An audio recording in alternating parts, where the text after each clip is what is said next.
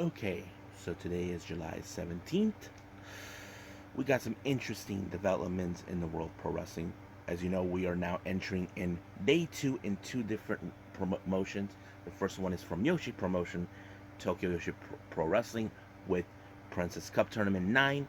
As you know, they continue on with more of the brackets, and of course, we cannot forget G1 Climax 32. As you know, more continue to change. So I'm excited to see what's going on in these two tournaments that's been taking place now.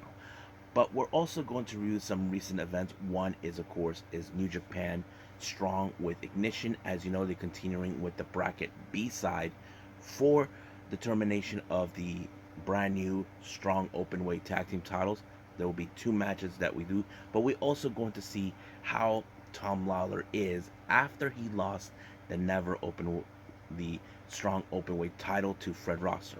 And of course, finally, as you know, Stardom continues with their summer tour. They head to Kitami, I think that's what it's called. And of course, we're going to see exactly how his Natsupoi does in this combination, teaming up not only with Justam, but with Unagi. And of course, we cannot forget, we got some news updates that we're willing to share what's been going on in the world of pro wrestling. So, let's get ready for another episode of the Deleted Wrestle Zone.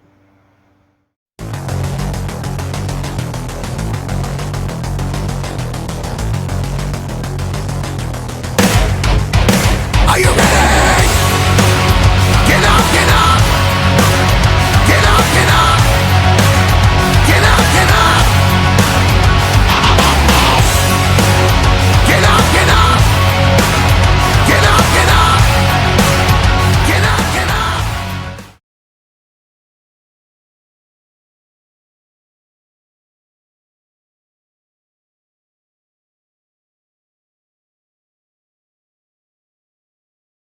Welcome everybody to the Deleted Wrestle Zone, all things that is pro wrestling with AEW, NXT, New Japan Pro Wrestling, Impact Wrestling, the National Wrestling Alliance, various promotions, wrestlers, matches, championships.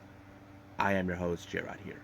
So, let's begin with Tokyo Yoshi Pro Wrestling with the course Tokyo Princess Cup 9. This is day 2. Now, we have some interesting matches that took place here. Now, the first match we have is trios actions. We got Suzumi, Raku, and Hikari Noa taking on Moka Miyamoto, Yuki Arai, and of course Miyu Yamashita. Now, there's not a lot of storylines in this particular match that you can tell, as you know, because we have the tournament taking place.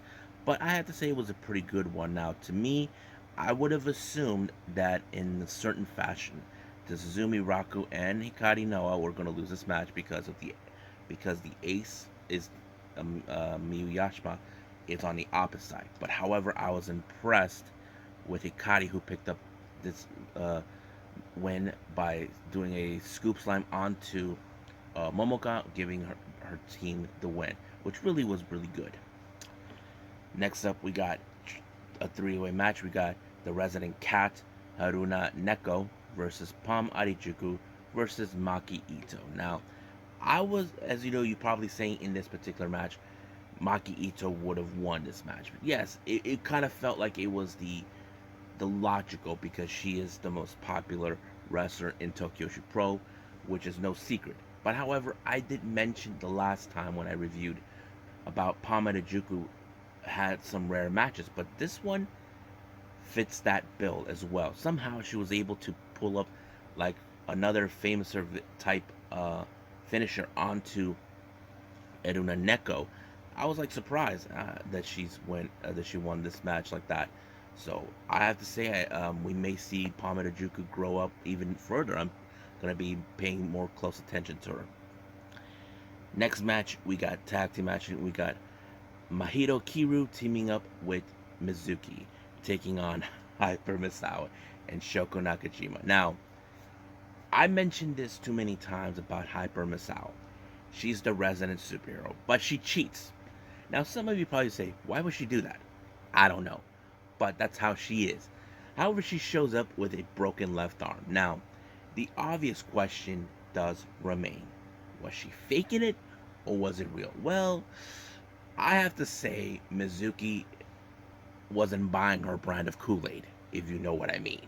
She did not buy this crap one way or the other. So what she does, she attack Hyper Misao to prove a point that you're faking it. And I'm thinking, Mizuki has the right idea because we don't know for sure if this is real or fake. She likes to play tricks on people, and Shoko Nakajima is along for the ride. She's her best friend. So, but however, I don't think that helped. But it was, of course, Shoko Nakajima that picked up the victory by pinning Kiru, and it was over right from there. Now, our next four matches are part of the Princess Cup tournament. First match, we have Arisu Endo versus Miyu Watanabe. I have to say it was a pretty good match.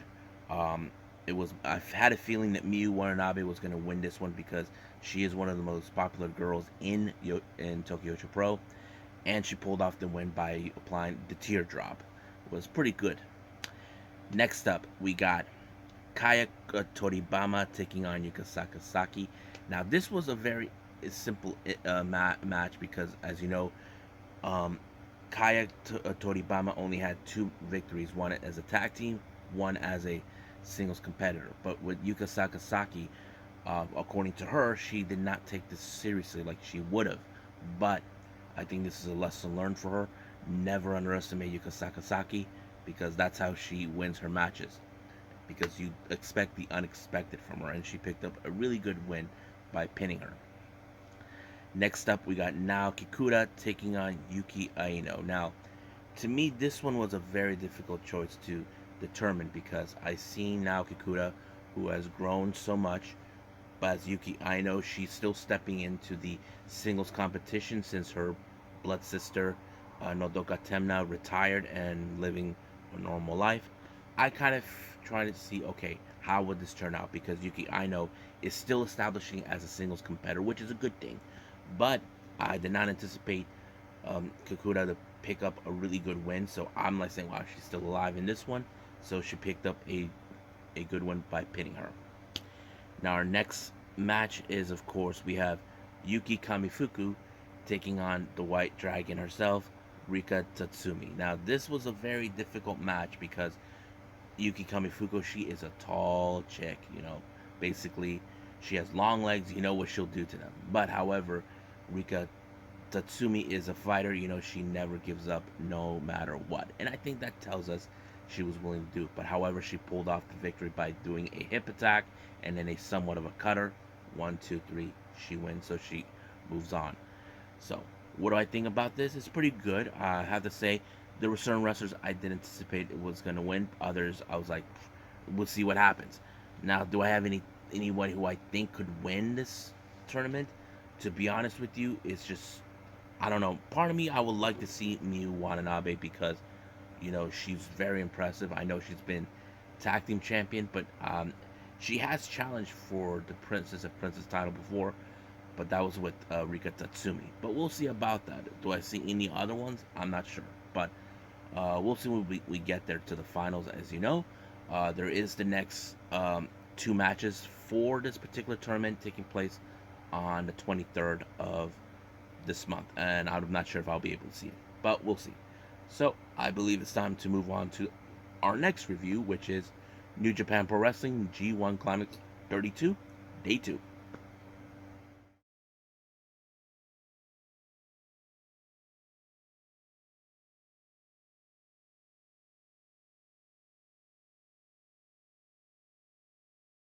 Okay, New Japan Pro Wrestling with G1 Climax 32, Day 2.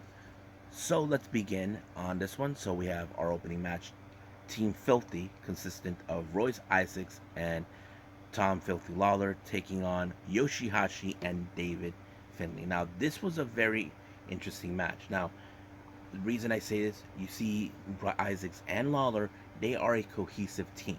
However, Yoshihashi and David Finlay are not. So that kind of puts it in a very perspective. Now, the edge would have gone into the favor of Team Filthy. But however, somehow this ended up in David Finlay's wheelhouse, picking up a huge win onto Team Filthy. I was not anticipating that because like I said, the factor would have been Team Filthy, but it did not. Next match, we have Bullet Club, El Fantasmo, and of course, the Rogue General, Balak Fale, taking on Suzuki-gun members Taka Michinoku and Lance Archer. Now, as you know, later on in the tournament, we will see Lance Archer and Fale to face off the two big men, which I know many fans are looking forward to it. But this match ended in favor of the Bullet Club when all of a sudden El Fantasmo applied the sudden death without the metal plate to win the match, which was really interesting how it turns out. As you know, Phantasmo is trying to make up for his loss that he had with Will Ospreay the previous day, but we'll see about that. Next up, we got the House of Torture. Big Togo, Sho, Yujiro Takahashi, and Evil taking on all four members of United Empire who were involved in the tournament. We got, of course, Aaron Hanare, Great Khan, Jeff Cobb, and Will Ospreay. Now, as you know, we've seen the House of Torture, how they cut corners, how they cheat. Now, the obvious question is, can the United Empire overcome this? Because we've seen time and time again what House of Torture do. But however, it was Aaron Hanare who picked up the win when he applied the full Nelson onto Yujiro, forcing him to tap out. So basically, if I was the House of Torture, I wouldn't mess with them if I had the opportunity. Next up, we got, of course, more on the Bullet Club. Chase Owens with Jay White taking on Yato and Tama Tonga. Now, keep in mind, Yato and Tama Tonga, there is still no love lost between them with Bullet Club when they were excommunicated, thanks to the catalyst Jay White. So this match was more personal. But however, the obvious question does remain, can Tama control his posture because of his hatred for them betraying him? Well, he managed to do so, but however, Jay White was able to isolate Tama until Chase Owens was able to apply the C trigger onto Yato, and 1, 2, 3, it was over. So basically, Tama was a bit helpless, but we do know he is in the tournament. We can't wait to see what he's going to do. I'm not sure who is his first opponent, but we will be keeping track on that soon enough.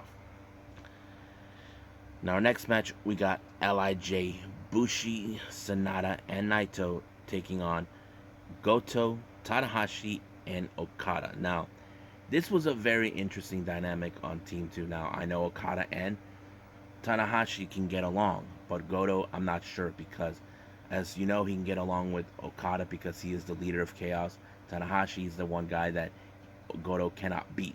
So that kind of tells us up, but it was Tanahashi that pulled off the victory onto Bushi with the high fly flow, giving his team the win.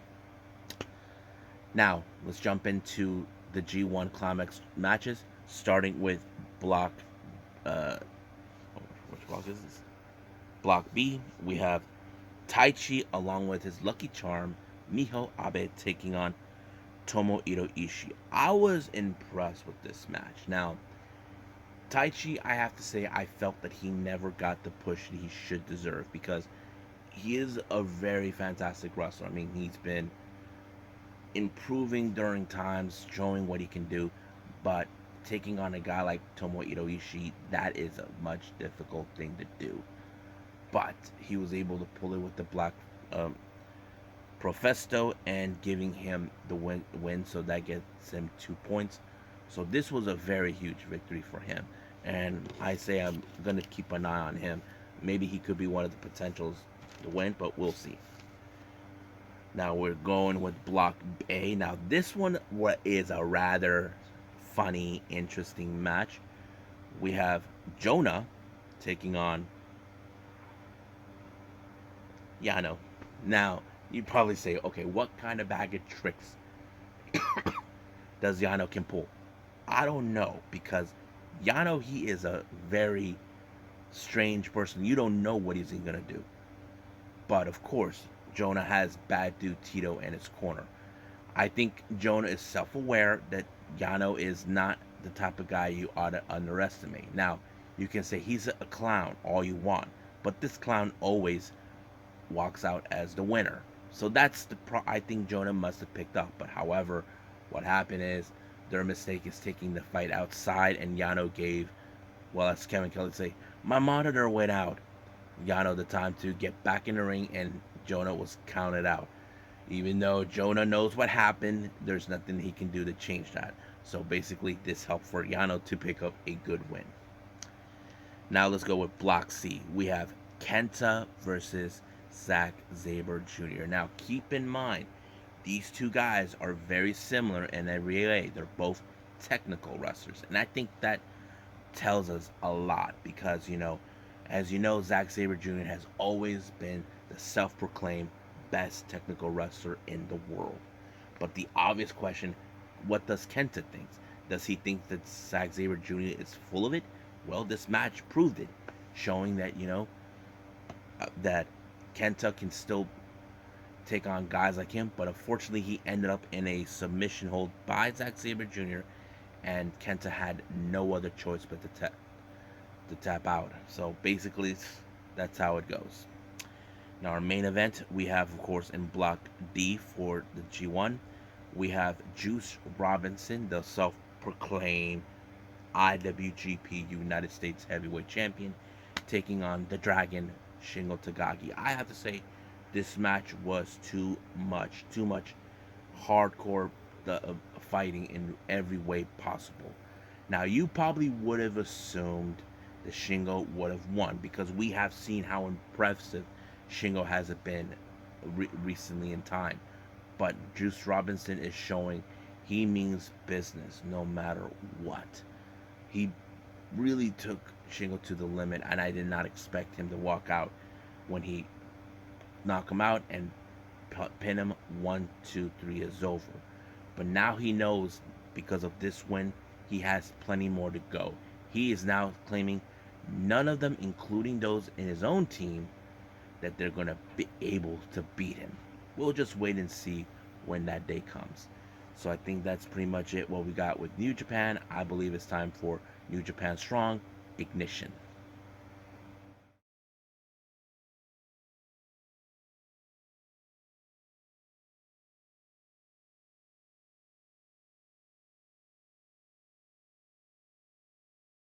Okay, New Japan Strong with Ignition. As you know, we're continuing with more of the tournament for the who is going to be the first ever Strong Openweight Tag Team Champions. Now we have two matches from the bracket B, but let's start with the first match. We have, of course, Midnight Heat, Eddie Pearl and Ricky Gibson, to take on the Stray Dog Army, Mysterioso and Barrett Brown. However, this was a very unusual team up with Stray Dog Army. Now, keep in mind, I would have assumed that Bateman, who was the mastermind behind Stray Dog Army, was going to be involved. No, I think he wants to give Mysterioso and Barrett Brown the opportunity to win. Now, we've seen Midnight Heat. These guys are also cutting corners. But, however, this was a very interesting match because I did not anticipate a whole lot. But Mysterioso was able to isolate one of the members of Midnight Heat, giving Barrett Brown the opportunity to pick up the win. It was very impressive because it showed. So the real question is, who will the Stray Dog Army face in the semifinals? Well, we'll see that at the end. But let's move on to the next match, as we have Bad Dude Tito taking on Tom Lawlor. Now, keep in mind, how is Tom Lawlor doing ever since he lost the Strong Openweight title to Fred Rosser? Well, he looks like he's in good spirits because, as you know, he is in the G1 Climax. Now, keep in mind, these New Japan Strong shows are pre-taped, are taped, and they will be broadcast maybe a couple weeks later. However, it did show that he's in good spirits. I think he feels, okay, maybe not a total loss. I may be the first Strong Openweight champion, but I got bigger plans. As you know, he's in Japan, following his dreams that he would possibly, hopefully, win the tournament and get a shot of the IWGP World Heavyweight Championship. But there's others he has to contend in his block. But we'll get to that. But I would say he did pretty well, even though he had to deal with a guy like Bad Dude Tito. But Lawlor was able to apply a somewhat version of a DDT, knocking him out. 1, 2, 3, it is done. So he won the match. He's in good spirits, so we'll see more of him, that he'll be fine. Now, our main event we have for more the quarterfinals of the Strong Openweight tag team title tournament. We have Aussie Open, Mark Davis and Kyle Fletcher taking on members of the Dark Order, Alan Five Angels, and Evil Uno. Now, some of you are saying, "Wait a minute, isn't it five gone?" True, but this, like I said, these were taped already, so it would make perfect sense. But I have to say it was a pretty good match because I've seen the Dark Order, how they have been very impressive over the course of the years since Brody uh, Lee passed away, and I think it shows us that they were determined. But you cannot deny the experience of Aussie Open. They've been around the block, so that's pretty much what I think. And they pulled off the Oli Oli on Allen Five Angels, giving them the victory. So they win, and they will be facing the Stray Dog Army later on. However, some of you now question, who do I think could win? Well, right now I have a prediction in this matter. I predict in the finals it would be TMDK versus Aussie Open. Why? Simple. United Empire are claiming that they are the true guys that run the New Japan Strong, because ever since Will Ospreay made his presence known, he bath-mouthed Shibata, he bath-mouthed the LA Dojo, saying those guys are just gonna screw up New Japan. That's why I'm here to make things right and my way. But TMDK, who have been reformed, are now gaining strength, adding new members. I think that shows us this could be a battle who will be the dominating faction to run New Japan Strong. And ever since Tom Lawlor no longer has the Strong Openweight title, that kind of leads the void into that. Who's going to fill up the gap? That's the obvious question that everybody should be asking themselves. So I think that's pretty much it with New Japan Strong. I believe we should do our last review, which is Stardom in Kitami.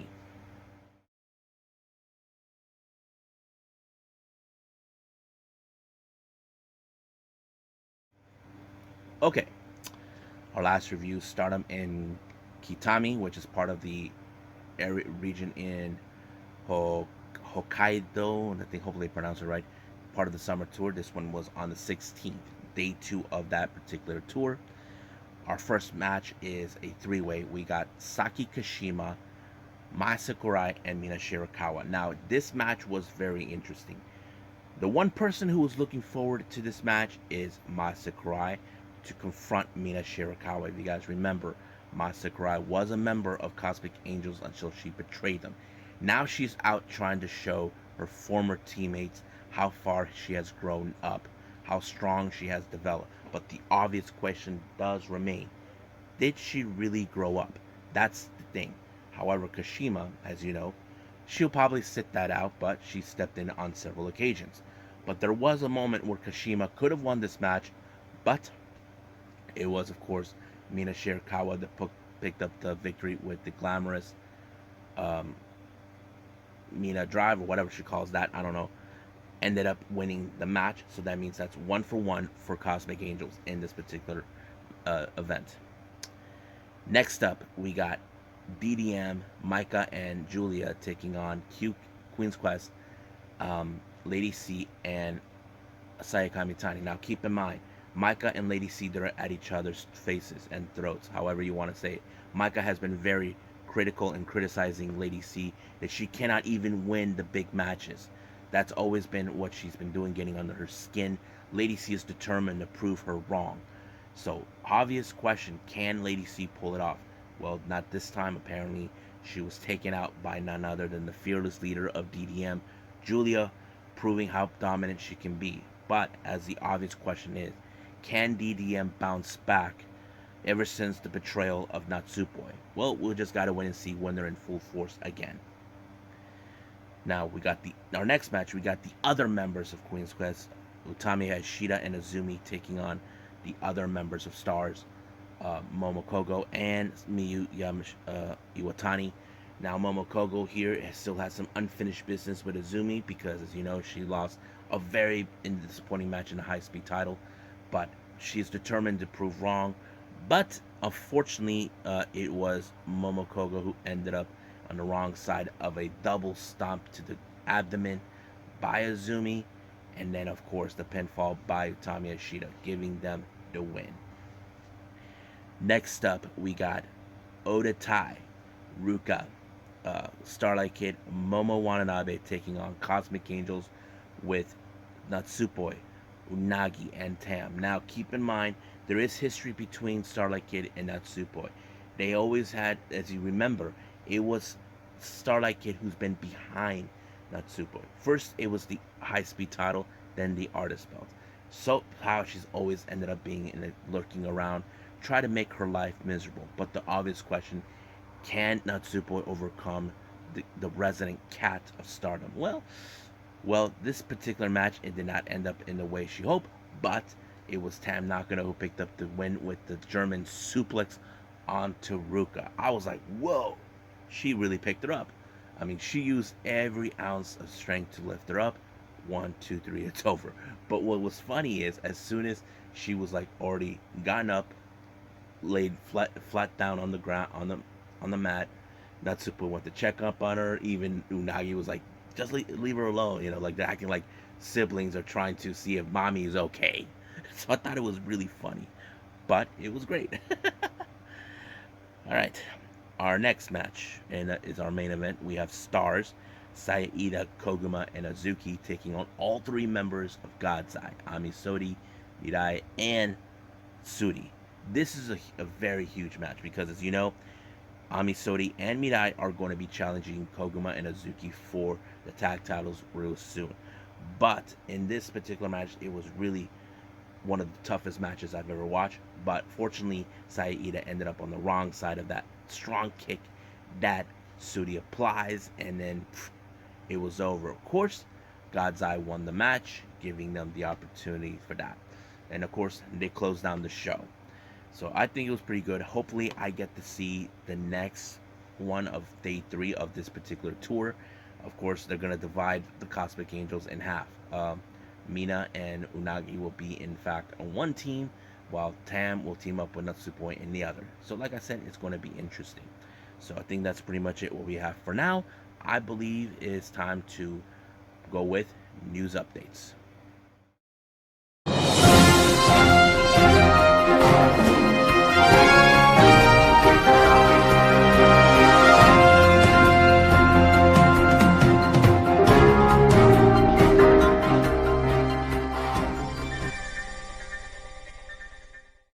Okay, so here's the news updates we going on. As you know, recently we had the New Blood 3 involving Stardom wrestlers and other wrestlers from different promotions. It was already announced that the next New Blood event will be taking place on August 26th in the Shinagawa Intercity Hall, Tokyo, which is the same place where they did the first New Blood and the third. So there's still no info yet on the matches. We do expect there's a possibility that Aruka Masaki and Starlight Kid will be involved as a tag team.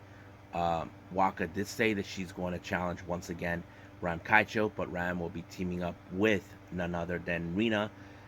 Don't know who Waka will be her team up, but there's still more to come about it. Until any more information comes up on New Blood 4, I will be delivering it. Now, good news coming from Deadlock Pro Wrestling. It's announced for the Hype on August 6th. It's going to be Andrew Everett versus the Japanese rising star Konosuke Takeshita. Everett called him out, and apparently, as they always say, ask and you shall deliver. It's going to happen. I think this is going to be a much interesting match to pay attention. Now, I'm not 100% sure I'll be able to see it, but I can't wait. Now, as you know, I mentioned about Baliyan Akki on his American tour. For all of you Choco Pro fans out there watching, it's now been announced that Baliyan Akki had made an appearance on AEW Dark. Someone took photos, but the funny thing is, someone saying that his name is Baliyan Akki. Now, it turns out the person who took the photo misinterpreted or did not hear the pronunciation of his name. Baliyan Akki did saw that tweet, and apparently he kind of said, "No, folks, I'm not changing my name." I thought it was funny, but it's not. So basically, you will see him in AEW Dark. I just don't know when that's gonna be. Hopefully, it's this weekend or the upcoming weeks. We'll see. Now, the latest news is coming from Pro Wrestling Noah. As you know, much like we're seeing the tournament with Tokyo Shoot Pro, G1, and soon enough the uh, 5-star Grand Prix. We got, of course, Pro Wrestling Noah. They announced for the upcoming N-1 Victory that's taking place next month. And as they already announced the blocks, who's going to be in what block. So here's what we got. For Block A, we have Keno, Kazuyuki Fujita, Go Shizioka, Masato Tanaka, Masaaki Mochizuki, Hideki Suzuki, El Hijo de Dr. Wagner Jr., and Anthony Green. Block B, Masakatsu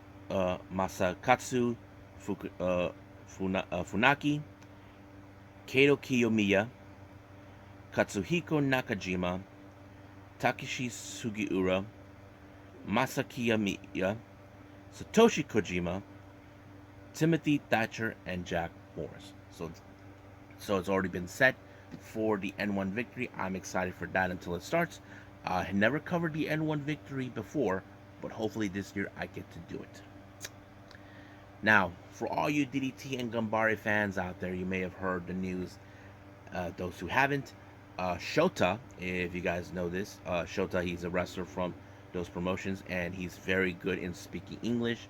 If you guys must know, Shota was Thunder Rosa's contact person when she arrived in Japan for the Tokyo Shoot Pro event. Shota announced that he will be taking an excursion in the U.S. next month. So basically, he'll be doing much what Konosuke Takeshita is doing. So it's going to be interesting. He has already been reported that he already got a one-way ticket, but said he's going to wrestle until he's exhausted. So I'm like, oof. Let's see how his body can take. Now, you guys may have heard the whole thing what's been going on with Santana, that he got injured.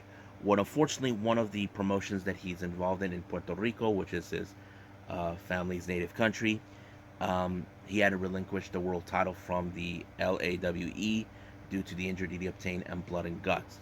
So there's still no more information on what's going to happen then, but we'll find out.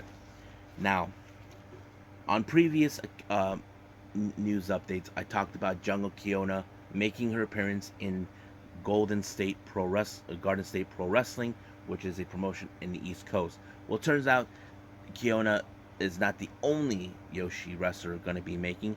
We have Veni, but also in Japan known as Asuka. So basically, she'll be appearing there too on the same day. Now, let's talk about this a little bit right here about the name. Some of you saying, who's Veni? You may have heard her as Asuka in Japan, not the WWE Asuka. Now, this particular Asuka, she's a transgender, if you guys knew that or not. So don't get it twisted. The reason she cannot use the name Asuka in the US is because there's already one here, and that is, of course, the Empress of Tomorrow, Asuka. That's the one they're focusing. But when she's here in the US, but she did make her debut in AEW during the women's title eliminator Japanese bracket. She just went by Veni. So keep in mind on that story. So if you guys don't understand much of it, look it up and you'll see why. So I think that's pretty much it what we got with the news updates. I believe it's time to call it a day. Well, I hope everybody enjoys this episode. Coming up, as you know, we got AEW Dark Elevation, which I'm kind of interested in throw out. I haven't decided yet what I'm going to review before that. I decided, you know what, I'm just going to wing it / go with the flow and keep everyone in surprise. Excuse me. Keep everyone surprised. So we'll see how that goes. But for now, I'll see you guys in the next DWZ time. Same DWZ channel. I must bid all of you adieu. So, goodbye. Mwah. And have a nice day. Bang.